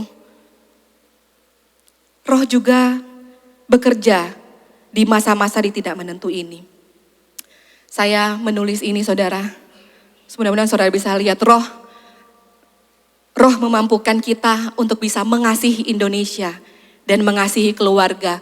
Meskipun ada banyak alasan untuk kita menjadi egois dan hanya memikirkan diri sendiri. Roh memampukan kita untuk bisa bersuka cita. Bukan karena keadaan kita hari ini baik. Tapi karena kita memiliki Kristus yang tidak pernah berubah di tengah dunia yang selalu berubah. Roh memampukan kita untuk memiliki damai sejahtera. Meskipun setiap hari kita dengar berita-berita yang gak enak. Ada penyakit mungkin dan virus-virus, bahkan ada penyakit divonis yang sampai saat ini mungkin belum bisa dosisnya ataupun vonisnya yang belum pernah bisa berubah dalam hidup kita. Roh memampukan kita untuk sabar, menanti jawaban Tuhan. Menerima seperti yang saya katakan tadi, diagnosa dokter yang tidak menyenangkan. Roh memampukan kita. Roh memampukan kita untuk tetap bermurah hati dan peduli. Meskipun dunia mengajarkan, jangan. Meskipun dunia mengajarkan fokus aja pada keuntungan pribadi. Roh Kudus memampukan kita untuk tetap berbuat baik. Meskipun dengan berbuat baik kita ini sering dimanfaatkan sama orang lain. Roh memampukan kita untuk tetap setia kepada Tuhan, kepada keluarga, kepada pelayanan. Meskipun bisa saja kita mendua. Roh memampukan kita untuk tetap lemah lembut di tengah budaya yang penuh dengan hate comments, di tengah budaya yang tidak soft spoken. Roh memampukan kita untuk bisa menguasai diri dan tenang ketika tekanan-tekanan hidup yang datang semakin berat. Amin. Dan pada akhirnya buah roh itu bukan dihasilkan karena keadaan kita ideal, melainkan bukti bahwa Roh Kudus sedang bekerja di dalam saya dan di dalam saudara. Maka itu saudara, hiduplah dipimpin oleh Roh. Hiduplah dipimpin oleh Roh. Bukan hanya hidup karena Roh, tapi hiduplah dipimpin oleh Roh. Dipimpin oleh Roh, saya sempat cari di bahasa Yunani, tapi saya nggak kasih lihat di sini ya. Ternyata salah satu arti dipimpin oleh Roh adalah mengikuti jejak langkah. Mengikuti jalur, mengikuti jejak langkah. Dan ini sangat sesuai dengan gereja kita ya, kingdom teologi. Kita mengikuti jejak langkah, berarti kita menaruh pemerintahan, kekuasaan, arahan kepada Allah yang menuntun kita. Kita menaruh segala macam, kita tidak memerintah diri sendiri, Allah telah membuatkan jalur untuk kita cuman bisa melewati jalur itu saja. Itu adalah hidup dipimpin oleh Roh. Saudara, saya mau ngasih satu gambar. Nah, wah, coba lihat ada wajah-wajah siapa yang ada di situ ya. Ini adalah kegiatan yang kami lakukan waktu naik gunung. Yang di sebelah kanan pas Benitanya lagi ke toilet. Jadi kita foto lagi sama Benita di sebelah kiri. Mana Benita ya? Itu dia Benita. Waktu kita naik gunung seneng ya sampai di atas gunung, turun gunung gitu. Kita mulai pisah gitu. Karena saya, Ria dan Jade kali barengin Benita gitu ya. Terus habis kita turunnya terjal. Kita jalannya ya kita bisa menguasai diri sendiri aja lah ya. Waktu setelah itu saya jalan sama Jade, di tengah-tengah perjalanan kok sepi, nggak ada orang datang, nggak ada orang turun, biasanya ada. Nah biasanya kalau ada orang turun saya tanya, mas ngelihat teman saya nggak ada 2 orang cewek? Oh yang pirang ya rambutnya? Iya, ada masih jalan. Oh, oke. Jadi kalau ada orang turun saya mesti tanya, saya sama Jade tuh teriak, kok kita sepi teriak. Maria, Ria, oh ya 1, 2, 3, Ria, Benita. Gak ada suaranya. Biasa kita teriak gitu. Masih di atas guys. Masih aman gitu. Sudah gak ada. Terus gak ada lagi yang datang. Gimana nih? Terus Jade ngomong, jangan-jangan kita tersesat. Hah, matang ya. Jangan-jangan kita tersesat. Tapi, dia ngomong lagi, tapi gak mungkin. Kan ini jalurnya. Jadi, kita tinggal ngikutin aja jalurnya. Dan benar, waktu, iya tersesat nih. Semak-semak ini aja. Kita bongkar aja semak-semak belukar. Gak perlu. Kita gak perlu, kita ngikutin aja jalurnya. Dan sampai akhirnya kita bertemu dengan Ko Andrew dan Celivi, menawarkan kami Indomie, tapi skip dulu ya. Kita maju lagi ketemu sama Ko Freddy dan lain sebagainya, juga menawarkan Indomie. Di situ sukacita saya muncul lagi. Kan waktu naik udah hilang nih, Indomie muncul lagi. Apalagi waktu ditawarin, mau kerupuk, melimpahlah hidup saya dengan sukacita. Saudara mengerti maksud saya ya? Kita tinggal dipimpin oleh Roh, mengikuti jalurnya Roh. Jadi bagaimana cara kita untuk berbuah? Adalah dengan memberi diri dipimpin oleh Roh. Adalah dengan memberi diri untuk sudah tidak usah memikirkan tempat lain, balik lagi atau stay di tempat, jalanin aja sesuai dengan jalurnya. Kita tunduk pada pemerintahan Roh Kudus yang ada di dalam kita. Kita berjalan mengikuti arahan yang sudah ada. Dan saya tahu saudara bahwa hidup di dalam kualitas buah roh itu bukan hal yang mudah. Itu kita struggle dengan pertentangan antara kedagingan dan roh, itu struggle. Kita tahu bahwa kita nggak boleh iri hati. Tapi waktu melihat yang lain udah Chanel-nya udah 2, kita masih Shopee gitu. Yang lain udah ke Jepang bolak-balik setahun 3 kali, kita cuman PCM. Itu pun sebulan belum tentu sekali. Setelahnya struggle ya, dan bertentangan perbuatan daging dan roh. Sehingga kadang-kadang yang menang adalah perbuatan daging. Saya cuma mau kasih tahu saudara, kalau ada petani yang lagi nanam padi, dan waktu saatnya memanen dia lihat ada satu padi yang dimakan oleh hama. Padi itu gak pernah ngomong gini, waduh gak mau lagi deh jadi petani. Udah dimakan hama, gak mau lagi deh. Kita kadang-kadang terlalu cepat menyerah ya. Mau hidup di dalam kekudusan, mau hidup di dalam sukacita, di dalam kasih. Tapi ketika kita tahu bahwa kita dimanfaatkan, gak lagi-lagi deh melakukan kasih. Sepertinya bukan itu yang harusnya kita lakukan. Saya mau kasih tahu kepada saudara, bukan karena Roh Kudus ada di dalam kita, sehingga Roh Kudus lalu kita pada akhirnya mengikuti keinginan daging. Itu bukan karena Roh Kudus kurang sakti, bukan karena Roh Kudus kurang kuat kuasanya. Tetapi ternyata saya baca ada satu istilah dan saya cek di ChatGPT yang namanya lack of willpower. Kalau kita struggle dan kita kembali kepada kedagingan, itu bukan karena Roh Kudus kurang sakti, tetapi karena lack of willpower. Yaitu ketidakmampuan atau kesulitan untuk melakukan apa yang sebenarnya ingin atau seharusnya kita lakukan. Karena kemauan atau disiplin yang lemah. Kadang bukan karena Roh Kudus, tapi karena kita ini lagi kurang kemampuan untuk melakukan apa yang seharusnya kita lakukan. Saya lagi intermittent fasting, mau percaya nggak apa-apa. Saudara nggak percaya, nggak apa-apa lah. Saya mau diajak makan abis ini pun saya nggak apa-apa kan masih jamnya ya, intermittent fasting ya. Dan ternyata diet itu untuk intermittent fasting itu saya kan diet. Ternyata saya diet, saya intermittent itu tidak pernah menghilangkan keinginan saya untuk makan. Dengan saya intermittent fasting, saya mengubah POV saya tentang makanan, tidak semerta-merta saya tidak ingin makan coklat. Saudara tahu saya dalam perjalanan di sini apa yang saya pikirkan, bukan baca teks khotbah, saya pikir saya pulang dari sini kepengen makan rahang tuna, habis itu makan donat, terus beli cagi. Pas ke sini, saya lagi intermittent loh, saya lagi diet. Tapi apakah keinginan untuk makan itu hilang? Yang pernah diet, apakah hilang? Nggak pernah hilang. Saya tahu bahwa ternyata rumusan diet itu adalah jenis makanan, jumlah makanan, dan jam makan. Kalau saya lagi IF, saya cuma bisa gini, kalau saya lagi intermittent fasting, saya lapar, biasanya, lapar, nasi padang, ini teman-teman saya tahu, nasi padang lagi pengen banget makan aja nasi padang. Tetapi waktu saya intermittent fasting, saya lapar, saya lihat, masih jam 10, belum bisa. Apakah keinginan saya makan nasi padang? Ada. Coba aja saudara kirim. Saya makan. Nanti jamnya gitu loh maksudnya. Saya lihat jenis makanan. Kalau itu coklat, manis. Bukan saya gak kepengen. Saya pause dulu, gak bisa dulu. Nanti aja hari Minggu, hari pembebasan. Kita makan hari Minggu. Gak bisa, saya gak mau.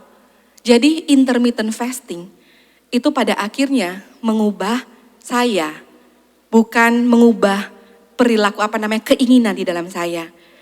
Saya membiarkan intermittent fasting ini menuntun saya.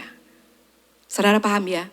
Saya pada akhirnya membiarkan intermittent fasting ini di jam 12 siang sampai jam 6 sore menuntun cara saya untuk makan. Oleh karena itu saudara, ketidakmampuan kita pun harus kita taklukkan. Paulus menulis, hiduplah oleh Roh, maka kamu tidak akan menuruti keinginan daging. Jadi jangan pernah kita putus harapan. Kita memiliki Roh yang memimpin kita. Buah Roh bukanlah bukti betapa kuatnya kita telah berusaha. Tetapi buah Roh adalah bukti bahwa Roh Kudus sedang bekerja dan terus bekerja di dalam kehidupan kita ketika kita melekat kepada Yesus Kristus. Allah tidak menciptakan kita, Allah tidak mendesain kita hanya untuk kita menjalani hidup sehari-hari aja. Hanya untuk sekedar kita mengejar keberhasilan. Hanya untuk sekedar kita bertahan di dunia ini saja. Ia menciptakan kita untuk menghasilkan buah yang memuliakan namanya. Saya undang pemain musik untuk datang. Jadi ketika Anda adalah seorang pengusaha dan Anda memiliki buah Roh di dalam hidup Anda, maka Anda adalah perusahaan yang berjalan sesuai dengan desainnya Tuhan. Kalau Anda adalah seorang ibu rumah tangga dan ibu rumah tangga yang ingin sekali, ibu rumah tangga yang melekat kepada Kristus, ibu rumah tangga yang menyadari buah-buah Roh ini dan Anda berjalan dengan tujuan untuk memuliakan Allah lewat buah-buah Roh, maka Anda telah hidup sesuai dengan desainnya Allah. Jadi kepada setiap kita bukan hanya sekedar ada dan diciptakan, tapi Tuhan mengembalikan kita kepada tujuan awal. L'Oreal, saya mau tutup dengan ini. Ketika kita melihat daftar-daftar yang ada ya, tadi Galatia 5. Mungkinkah ada di antara kita yang pertama kali punya respon bahwa saya mesti lebih kuat berusaha untuk mengasihi. Saya harus berusaha lebih kuat untuk sabar. Saya harus lebih bisa mengendalikan diri supaya saya hidup sesuai dengan rancangannya Allah. Tetapi kita tahu bahwa semakin kita berusaha untuk mencoba, kita sadar bahwa kita tidak mampu menghasilkan buah dengan kekuatan kita sendiri. Mengapa? Karena problemnya, masalahnya itu bukan di kurang usaha. Tetapi problem dan masalahnya itu karena dosa telah merusak desain Allah dalam hidup saya dan dalam hidup Anda. Tetapi ada kabar baik yang datang melalui Yesus. Yesus datang, dia bukan hanya mengampuni dosa kita seperti yang saya sampaikan tadi. Tapi kedatangan Yesus juga adalah untuk memulihkan kita kembali kepada tujuan yang semula, yang tujuan Allah yang telah tetapkan. Saudara, di kayu salib Yesus menanggung hukuman dosa yang sudah merusak memporak-porandakan kita. Mari pandang Yesus. Yesus setia kepada rencana Allah tentang misi keselamatan. Yesus tetap sabar ketika dia difitnah oleh imam besar dan oleh ahli-ahli Taurat. Yesus tetap bisa mengendalikan diri meskipun harusnya dia bisa melawan ketika dia dicambuk, ketika dia dipakukan. Yesus bisa saja menyerang balik dengan kekuasaan. Tetapi dia tetap mengasihi. Meskipun bangsa Israel adalah bangsa yang dipilihnya, bangsa yang dikasihinya, adalah juga bangsa yang membawa dia pada hukuman salib. Dia tetap memilih mengasihi. Dan dia tetap mengasihi orang-orang berdosa seperti saya dan seperti saudara. Sehingga Yesus setia memikul salib sampai mati di kayu salib. Karena dia begitu mengasihi saudara dan saya. Dia datang ke dunia untuk menggenapi misi penebusan. Yaitu menyelamatkan kita dari dosa dan memulihkan kita kembali kepada tujuan. Di dalam Kristus, manusia lama kita telah disalibkan. Dan kuasa dosa tidak lagi menjadi penguasa hidup kita. Sekali lagi, di dalam Kristus, manusia lama kita telah disalibkan dan kuasa dosa tidak lagi menjadi penguasa atas hidup kita. Roh Kudus bukan hanya mengubah perilaku kita dari luar saja, tapi juga mengubah hati kita dari dalam. Dialah yang menghasilkan kasih untuk kita terus saling mengasihi. Damai sejahtera ketika keadaan tidak baik-baik saja. Bahkan kesabaran ketika mestinya kita bisa menyerah. Dan penguasaan diri ketika seharusnya kedagingan yang menguasai kita. So hari ini firman Tuhan mengundang kita bukan lagi untuk berusaha setia, mengendalikan diri, mengasihi, berbuat baik.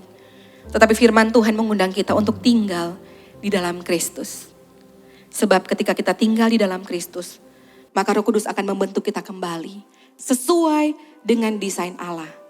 Sehingga kita boleh memuliakan Allah dan menjadi berkat bagi sesama. Yohanes pasal 15 ayat yang ke-16 bilang, menurut bahasa Indonesia sehari-hari, bukan kalian yang memilih aku, akulah yang memilih kalian dan menyuruh kalian untuk pergi dan berbuah banyak, yaitu buah-buah yang tidak dapat binasa. Maka dengan demikian, Bapa akan memberikan kepadamu apa yang kamu minta kepadanya di dalam nama Tuhan Yesus Kristus. Amin. Saya mau berdoa buat saudara. Bapa di dalam sorga, kami datang kepadamu Tuhan. Kami mengucap syukur untuk firman yang sudah Tuhan sampaikan. Hamba-Mu sangat terbatas untuk menyampaikan. Bahkan pengertian hamba-Mu sangat terbatas. Tapi hamba-Mu percaya bahwa Roh Kudus memiliki kuasa yang tidak terbatas. Untuk meneguhkan setiap kami, mengubah setiap kami. Untuk membawa kami kepada desain awal Allah. Untuk kami boleh hidup. Sehingga kami boleh melihat tujuan hidup kami adalah untuk memuliakan Allah lewat buah-buah roh. Hari ini Tuhan, hamba-Mu berdoa untuk setiap kami yang hadir Tuhan. Biar Roh Kudus itu memberikan kepada setiap kami kemampuan untuk melakukan kebenaran. Roh memimpin kami untuk hidup, berjalan di dalam kebenaran. Supaya hari demi hari, meskipun kami sebagai ibu rumah tangga, kami sebagai pekerja, kami sebagai hamba Tuhan, apapun yang kami lakukan Tuhan, Allah dimuliakan lewat buah yang kami hasilkan. Di dalam nama Tuhan Yesus Kristus kami berdoa. Haleluya. Amin. Tuhan Yesus memberkati. Saya persilakan kepada Ko Richard.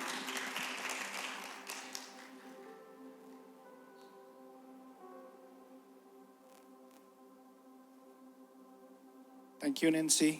buat firman Tuhannya yang begitu luar biasa. Saya mengundang kita semuanya untuk kita mempersiapkan diri kita masuk di dalam perjamuan kudus.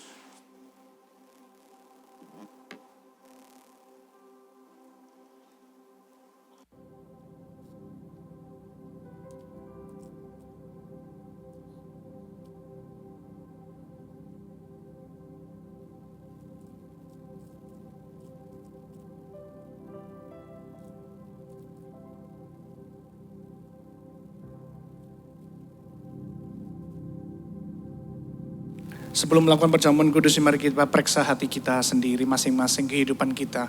Adakah di tengah-tengah kita yang mungkin merasa bahwa hari-hari ini, oh iya ya kok sekarang saya sudah nggak berbuah lagi ya, kok kehidupan saya stagnan, kehidupan saya kering, aku nggak berbuah lagi, kehidupanku cuman sebagai seorang Kristen cuman ya datang ibadah aja dan kehidupan belum bisa menghasilkan buah kasih, sukacita, kemurahan, belum terlihat begitu nyata dalam kehidupan kita. Dan kita mau, saya tadi Nancy bilang, kita mencoba dengan begitu rupa, tetapi kita terlalu gagal kembali. Karena tadi kuncinya sudah dikasih tahu juga, bukan dengan usaha kita, tetapi berjalanlah di dalam jalan yang sudah ditunjukkan oleh Kristus Yesus. Berjalanlah di dalamnya, berjalanlah di path, di jalur yang sudah Ia kerjakan. Kita tinggal di dalamnya, maka otomatis kita akan berbuah. Saudara semuanya, biarlah itu menjadi ketika kita mengambil perjamuan kudus ini, kita kembali memandang kalau kehidupan kita merasa bahwa kehidupan kita begitu beratnya, kita berusaha untuk berbuah dan kita masih belum berhasil. Pandanglah kepada Kristus yang telah memberikan kasih-Nya terlebih dahulu. Sebab saya percaya untuk berbuah itu tidak berat. Berbuah itu secara otomatis ketika kamu tinggal di dalam kebenaran Kristus dan kamu tinggal di dalam Dia, otomatis kehidupanmu akan berbuah dengan sendirinya. Terima kasih Tuhan. Mari kita lakukan perjamuan kudus ini, kita angkat roti di tangan kanan kita. Pada malam waktu Yesus diserahkan, Ia mengambil roti, Ia mengucapkan syukur ke atasnya dan memecah-mecahkannya dan berkata bahwa inilah tubuhku yang dipecahkan bagi kamu semuanya. Perbuatlah ini setiap kali engkau melakukannya menjadi peringatan akan aku. Saudara semuanya, bukankah roti yang sudah dipecah-pecahkan ini adalah bukti persekutuan kita dengan tubuh Kristus? Mari kita makan sama-sama percaya.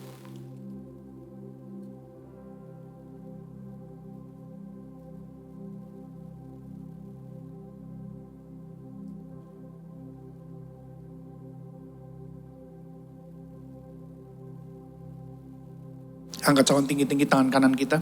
Kemudian setelah itu Ia mengambil cawan dan berkata, cawan inilah cawan perjanjian baru yang dimeteraikan oleh darahku untuk penembusan dosamu. Perbuatlah ini setiap kali engkau melakukannya menjadi peringatan akan aku.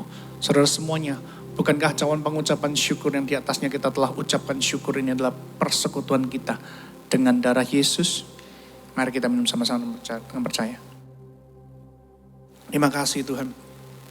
Kami mau terus tinggal di dalam kebenaran firman-Mu yang adalah pribadi-Mu sendiri. Dan kami mau terus izinkan Engkau yang memimpin, menentukan jalan dalam kehidupan kami dan kami berjalan mengikuti pimpinan-Mu itu. Kami tidak mau berjalan dengan pemikiran kami sendiri, apa yang kami pikir baik, apa yang kami pikir bisa. Kami mau letakkan itu semuanya dan kami mau mulai mengikuti tuntunan-Mu. Kami mau melangkah kemana Engkau melangkah dan tuntun setiap langkah kaki kami sehingga kami berjalan mengikuti apa yang Engkau mau dalam kehidupan kami. Tunjukkan hari demi hari, pimpin langkah kami percaya Engkau Allah yang setia, yang menuntun setiap langkah kami semua. Kami mengucap syukur dan di dalam nama Yesus kami berdoa. Haleluya. Amin.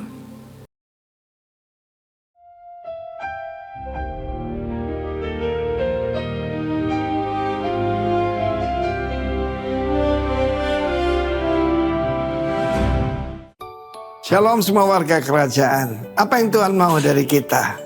Dia memanggil kita supaya apa? Berbuah dan buahnya tinggal tetap.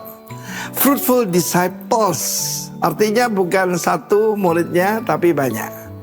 Setiap orang memang tidak sama. Karena tidak semua orang jadi Billy Graham atau Reinhard Bonnke. Tetapi kita belajar dalam firman Tuhan ini, yaitu pertama-tama ada seorang murid yang bernama Ananias. Ada bad apple, ada good apple. Bad apple dalam Kisah Rasul 5. Murid yang gagal. Karena apa? Dia adalah jemaat dan dia terpengaruh oleh perbuatan baik daripada Barnabas. Yang aslinya nama Yoses, ya, dari Pulau Siprus. Dia menjual sebidang tanah, diserahkan di kaki rasul-rasul, bukan di kantong rasul-rasul. Lalu dia ikut-ikutan. Jangan ikut-ikutan, saudara. Dia juga jual, tapi dia tahan sebagian. Dan ini tidak banyak orang tahu, dusta itu bisa mematikan, ya. Dia berdusta bahwa dia berikan semuanya. Hai Ananias, kenapa hatimu dikuasai iblis? Bukankah semua masih dalam kuasamu? Kata Petrus, meninggal dunia. 3 jam kemudian istrinya juga datang dan akibatnya berat. Kalau kepala keluarga berbuat dosa, keluarganya ikut menanggung, saudara. Mengerikan. Sebab ketika itu dia juga berdusta. Memang benar sedemikian. Tetapi ada good apple, yaitu Ananias dalam Kisah Rasul 9. Ketika Saulus bertemu dengan Kristus, dalam apa terjadi? Blinded by the glory of God, matanya buta. Tetapi di situ ada seorang murid di Damaskus, saudaraku, bukan di Yerusalem. Seorang murid bernama Ananias. Dan ketika dia berdoa, Tuhan bicara dalam suatu penglihatan. Doa itu sering orang bilang didengar oleh Allah, diinstruksi oleh Allah. Jadi kita nunggu perintah. Dan dia memerintahkan, Ananias, pergilah ke jalan lurus. Dan di situ ada seorang bernama Saulus. Dan kamu tumpangkan tangan atas dia, sebab dia adalah alat pilihan bagiku. Saudara, apa yang terjadi? Saulus juga diberitahu ada seorang murid bernama Ananias, a fruitful disciple, saudara. Saudara, dia mungkin tidak bisa membayangkan, cuma dengan menumpangkan tangan orang itu yang buta melihat. Seperti ada skill di matanya lepas. Dan saudaraku, menjadi Rasul Paulus yang hebat itu. Mungkin kita tidak bisa jangkau begitu jauh. Tapi saya pernah, yaitu saudaraku, mendapat firman Tuhan dari seorang nurse, ya, namanya Sri Dayati. Jangan salah dengar ya, bukan Kris Dayanti ya, saudaraku. Dan dia menyampaikan firman Tuhan tentang kebenaran firman Tuhan kepada saya. Kami sempat melayani bersama-sama. Dia ada di GB Rock di Mojokerto. Dia sekarang sudah bersama dengan Tuhan. Tetapi saudaraku, betapa bahagianya dia ketika dia melihat apa yang Tuhan kerjakan lewat seorang yang mau mati di tempat tidur, menunggu kematian rumah sakit Darmo, di mana dia cuma seorang nurse yang sederhana. Maaf, yang membersihkan kotoran saya. Saudara tidak perlu jadi orang hebat, yang penting seorang yang taat. Ananias dari Damsyik menumpangkan tangan. Dan dalam kesaksiannya, Kisah Rasul 22, waktu itu sudah jadi Rasul Paulus, yang berkata, ada seorang murid bernama yaitu Ananias, dan dia seorang yang mendapatkan nama yang baik, good report, ya, good report, mendapatkan good report. Saya kira good report bukan sekedar bukan sekedar reputasi, itu karakter.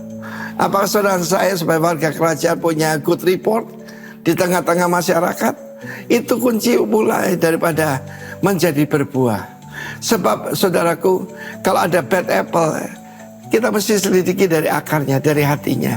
Kiranya Tuhan memberkati kita semua. Berbuah buat Tuhan Yesus. Haleluya. Berbuah lebat. Haleluya. Amin. Shalom Royals. Yang menyambung Bang Dan juga dan tadi Nancy Piri, saya juga ingin menyampaikan Happy International Father's Day buat semua pria yang ada di tempat ini, karena setiap minggu ketiga di bulan Juni ya, itu menurut American Standard itu kita merayakan International Father's Day bersama-sama, yang itu jatuh tepat pada hari ini. Dan saya juga sangat diberkati sekali melalui kesaksian Bang Dan Matthew juga ya, yang tadi sudah luar biasa sekali buahnya kita semua rasakan ya, Royals, dari apa yang Tuhan sudah lakukan melalui kehidupan Matthew dan juga keluarga Bang Dan Kak Ayu. Kita semua merasakan buahnya, luar biasa. Thank you sekali juga untuk message dari Nancy Piri, Royal Service Pastor kita yang sungguh luar biasa. Dan sebelum saya masuk ke pengumuman selanjutnya, kita akan melakukan offering terlebih dahulu. Hari ini akan ada 2 offering, yaitu offering yang regular dan juga ada Royal Care. Royal Care ini adalah offering yang nantinya kita akan berikan untuk teman-teman keluarga kami semua yang ada di Royal ini yang sedang mengalami kesusahan. Untuk regular offering bisa dilakukan melalui kantong persembahan ataupun QRIS yang ada di layar di belakang saya. Untuk Royal Care bisa juga dimasukkan ke dalam amplop yang mungkin akan dibagikan oleh asher-asher ataupun yang tidak memiliki amplop boleh request pada asher-asher yang ada di tempat ini. Sebelum kita membawa persembahan kita, mari saya akan pimpin dalam doa terlebih dahulu. Mari kita berdoa. Bapa yang baik, kami mengucap syukur ya Tuhan, karena kami tahu ya Bapa, kami ada di tempat ini, kami boleh berdiri di tempat ini seperti saat ini ya Tuhan, itu semua karena kemurahan-Mu, karena kasih karunia-Mu semata ya Tuhan. Karena itu hari ini, saat ini ya Tuhan, kami mau membawa persembahan kami yang terbaik ya Tuhan, supaya melalui persembahan kami nama-Mu semakin dipermuliakan melalui gereja kami ya Bapa. Di dalam nama Tuhan Yesus kami mau membawa persembahan kami dengan hati penuh sukacita. Haleluya. Amin. Oke, sambil kita menjalankan persembahan kita Royals, saya mau menyapa dulu jemaat yang sudah hadir di tempat ini. Apakah ada jemaat yang baru pertama kali hadir di tempat ini? Boleh melambaikan tangannya supaya kita bisa say hi sama-sama. Oh, rupanya ada, boleh yang di sekitarnya disalamin ya, Ko Hizkia, C. Devi boleh. Selamat datang di Rock Royal. Jika belum tertanam di gereja manapun, saya mengundang untuk Anda boleh tertanam di sini bersama-sama dengan keluarga kita. Dan juga sekalian kita ada komsel atau yang biasanya kita sebut KC.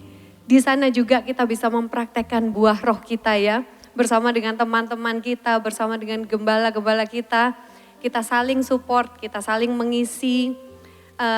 Komselnya ada 10 dan bisa dipilih di layar di belakang saya. Ini adalah gembala-gembala komselnya. Jadi jika ada yang belum tergabung di dalam komsel, boleh scan barcode-nya atau boleh menghubungi salah satu GKM yang fotonya tertera di belakang saya. Dan kemudian quick word, hari Rabu, setiap hari Rabu dan Rabu besok ini akan dibawakan oleh Elisa Yusuf. Elisa Yusuf ini adalah istri dari Daud Sugiarto yang adalah marriage dan family ministry. Bersama-sama mereka menjadi leader marriage dan family ministry ya. Jadi saya juga gak sabar untuk mendengarkan karena Elisa ini kalau kita tahu ya dia sedikit berkata-kata ya kalau di antara kita. Tapi coba kita lihat nanti quick word-nya kayak gimana ya. Pastinya akan memberkati kita semuanya. Oke, dan kemudian next week preacher kita akan dilayani oleh Pendeta David Limanto dari Rock City Center Bali. Dan kemudian yang berikutnya nanti ketika kita pulang di depan, di meja depan akan dijual satu buku yang judulnya itu adalah Memimpin Keluarga Anda. Penulisnya adalah Joel R. Beeke dan harga bukunya adalah 70.000. Tapi ini bukunya ya, saya bawa bukunya, saya bawa salah satu contoh bukunya seperti ini saudara-saudara. Semuanya saya sangat mengencourage sekali, terutama untuk pria-pria karena buku ini ditujukan sebenarnya untuk pria. Panduan bagi pria yang ingin menjadi lebih. Judulnya seperti itu ya. Tapi saya yakin dan percaya investasi kita itu sebenarnya untuk keluarga kita, para pria semuanya. Itu bukan cuman hanya mengajak keluarga kita liburan saja. Bukan hanya mengajak keluarga kita makan-makan saja. Tetapi investasi, salah satu investasi yang pria-pria di sini bisa lakukan adalah dengan mengetahui apa sih maksud Tuhan di dalam kehidupan, terutama dalam kehidupan pria-pria. Apa yang Tuhan inginkan, bagaimana Tuhan itu mengajak pria-pria di sini untuk memahami lebih bagaimana menjadi nabi, bagaimana menjadi imam di dalam keluarga, bagaimana mengarahkan istri, anak-anak untuk semakin dekat pada Tuhan. Dan mari semuanya pria-pria, tadi saya sebenarnya udah bilang sama Ko Hizkia ya, kayaknya ini cocok, ini mau tak beliin ini suamiku. Tapi puji Tuhannya, waktu tadi dia melihat buku ini di depannya, dia bilang sendiri saudara, saya ini kayaknya aku mau baca ini. Wah puji Tuhan ya. Jadi mari saya encourage untuk bapak-bapak yang lainnya juga, mari kita beli dan kita dalam kedekatan kita dengan Tuhan melalui buku-buku yang ada. Dan juga yang berikutnya, karena ini Father's Day ya, jadi pengumumannya juga nggak terlepas dari pria-pria. Kalau barusan ini para wanita sudah diperlengkapi di Rock Women Conference, sekarang gantian waktunya para pria untuk bisa juga diperlengkapi di Rockman, ibadah Rockman yang akan diadakan di GBI Rock Royal di sini di tempat ini hari Senin tanggal 6 Juli 2026 jam 18.30.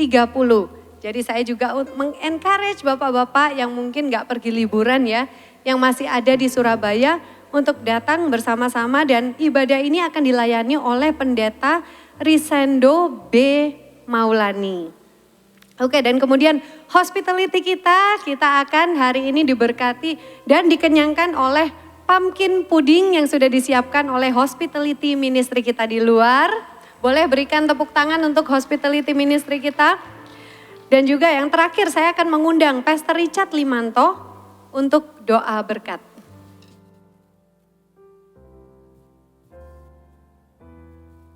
Mari bangkit berdiri, kita akhiri ibadah kita hari ini dengan kita menerima berkat Tuhan. Mari kita angkat tangan kita sama-sama. Jadilah engkau semua warga kerajaan yang menghasilkan buah dalam kehidupanmu. Gak berbuah sedikit tapi berbuah yang banyak, berbuah yang lebat dan juga berbuah yang manis bagi kerajaan. Sehingga ada orang-orang bisa melihat dan melihat bagaimana Kristus hidup dalam kehidupanmu dan mereka pun juga bisa mengaku bahwa Kristus Yesus adalah Tuhan dan Raja dalam kehidupanmu. Terima kasih Tuhan, berkat-Mu tercurah atas kehidupan kami semua. Karena itu warga kerajaan terimalah berkat yang terbaik dari kerajaannya.